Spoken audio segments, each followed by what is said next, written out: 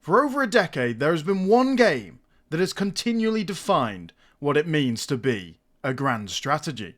A game where you rewrite history by your own hand in a living, breathing world where every playthrough creates a brand new story. That game, of course, is EU4. And today, this is no review or guide or critique or even discussion of Paradox business practices.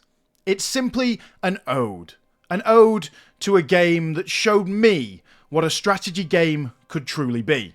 Maybe it showed you too. Nowadays, it's hard to think of old EU4. Such is its prominence and universal popularity now. And when I say universal, I mean a specific set of nerds into history, maps, and who have a slight hint of neurospiciness. But despite my blatant stereotyping of the fanbase, which, to be honest, I fit perfectly, it's difficult to reconcile the landscape of strategy in 2013, when EU4 came out, with the landscape in 2025, today, due to Paradox's recent runaway success.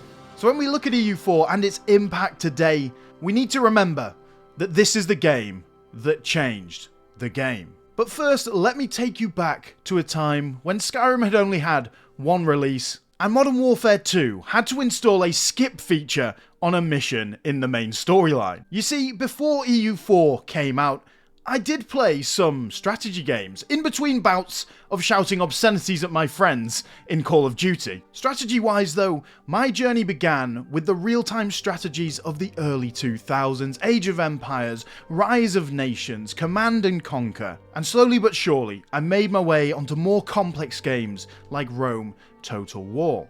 And for years, all I played in the strategy genre was Total War games, Rome, Med 2, Empire, Napoleon, all those old classic Total War games. But heading into 2012, I came across a strange looking game on YouTube, something called Crusader Kings 2. And as a side note guys, do you remember how YouTubers used to release all the footage, uncut gameplay of like CK2 and EU4 when they first came out? So you'd have like 150 episode campaigns where the person just has to talk the whole way through.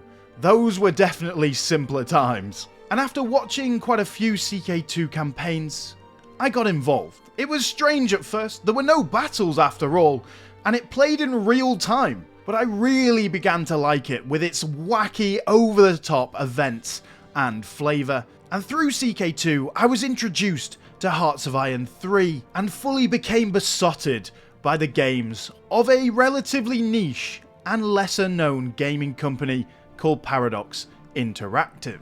And around this time, I started to hear rumblings of something quite big. And you've got to remember guys, back then strategy was so niche, and I'm not saying it's not niche now, but then it was a whole different ballgame. I didn't even tell my friends that I played these games in school for fear of being slated. But then something changed. EU4 released in 2013, and I was completely blown away. This was not just strategy, but strategy with a depth and scale that I had never seen before, and with such an ambition, it could make neckbeards out of jocks. This was living, breathing history, playable with a mouse and keyboard. Before EU4, strategy was simple. The Total Wars, the real-time strategy games, and of course there was some complexity in CK2 and HOI 3, but EU4 took everything to another level. It's hard to understate the impact of this game. It changed the game completely, and it has continued to do so through many years of development and DLCs, continually improving, continually adapting, continually replayable. EU4, of course, has never been perfect, and to this day there are many issues that remain in game. I mean, for me personally, the game is just so easy as a big nation now that it basically becomes not fun after 1600. And I mean, do you remember when you had to siege down every single province? Or how about when missions were simply just decisions in the decisions tab? The point is that EU4 is no perfect game, but its constant improvements on its imperfections made it perfectly replayable. And that is testament to the continual changes and improvements that the game has gone through, making it pretty much better with nearly every iteration. I'm looking at you, Leviathan. So much so that even after 3,000 hours, I know, rookie numbers, I find the game just as fun now as I did when I was a wide-eyed kid on release. But EU4, of course, is more than just its mechanics, more than just its large scale and replayability. It's about the stories that you create when you play. That crazy moment at 3 AM on a Saturday morning when that pesky HRE coalition decides it's finally time to declare war. The laughter in the middle of a Prussia campaign when you scroll across to China, only to see Ming has inexplicably become Sunny. The anticipation in your first campaign as Byzantium when you finally become brave enough to declare war on the Ottomans. This is not just a map painter. Every campaign is a story, and a story that is wholly personal to you. All in all, EU4 didn't just update a franchise, it changed the genre itself.